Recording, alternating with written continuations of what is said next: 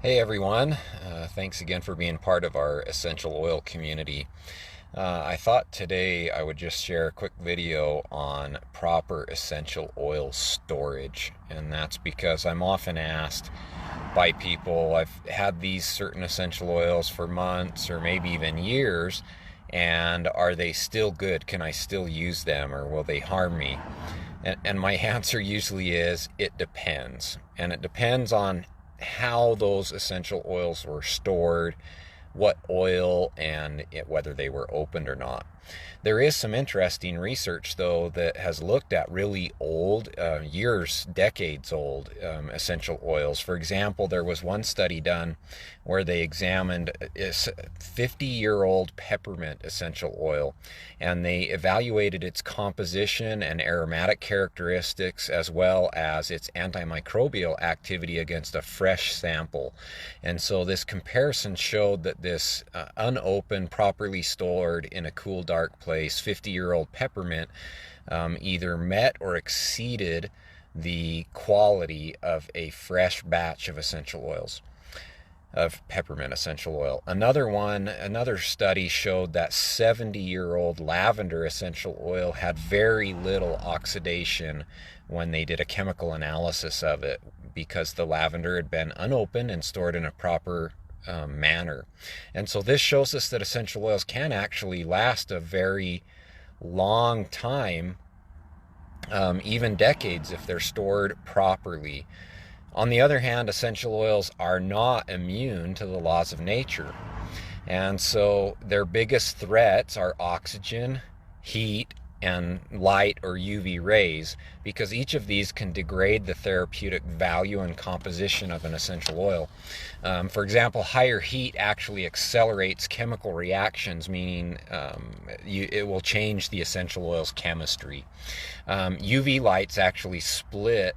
UV light from the sun or artificial UV light can actually split molecules apart and damage essential oils. And then, of course, oxygen introduction into a bottle can oxidize certain constituents, especially monoterpenes like limonene, alpha-pinene, and delta-3 carine. So those are some things to just keep in mind. Now, you may ask, how is oxygen getting into my bottle? Well, every time you open an essential oil bottle, and if there's any headspace or empty space above the where the essential oil is in that bottle, that can be filled with oxygen.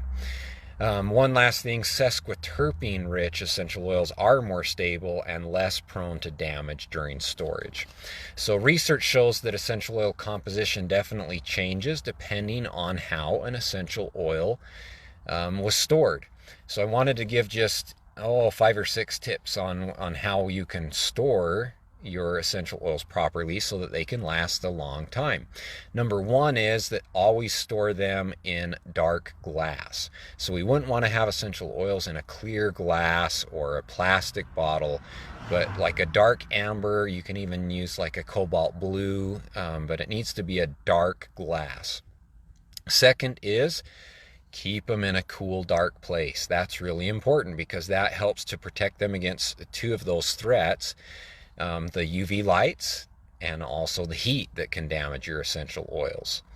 Another thing is to store them away from heat and direct sunlight.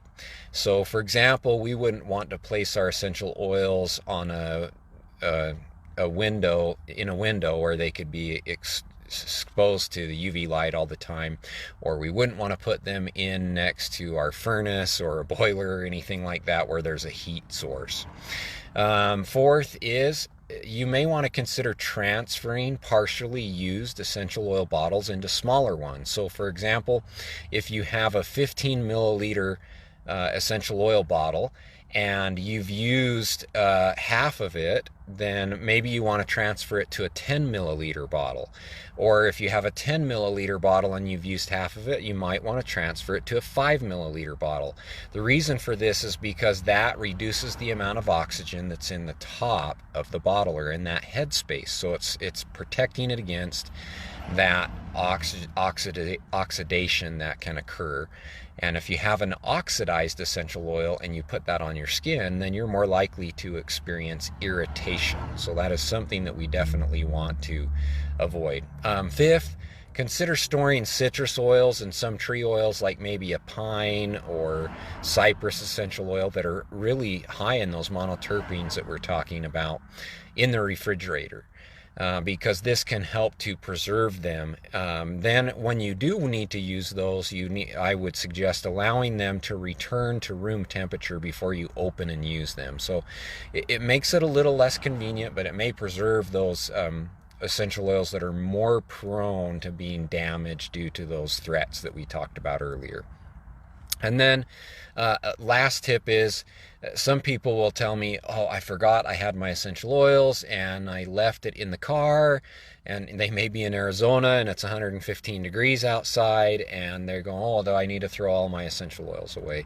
Well, heat definitely can damage them, but one thing that you can do is, if you forget your oils in a hot car or leave them in a hot environment like that, is to allow them to return to room temperature before opening and using them. Some indicators that they might be damaged is an off aroma. So if you smell them and they're off, or discoloration, those kind of things maybe will give you an indication that you might have damaged essential oils. But essential oils are great and can last a very long time if you properly store them. We just talked about 50 and 70-year-old peppermint and lavender essential oil, and how, because they were stored in a cool, dark place and they were unopened and in dark glass bottles, they maintained their composition and therapeutic value and had minimal oxidation products even after the decades. And so that shows us that they can last a very long time if you properly care for those essential oils, and then you can use them for a long time. So anyway, those are my tips I wanted to share with you today. Hope you're having a great day, and again, thanks for being part of the community and sharing about essential oils and the research that supports them.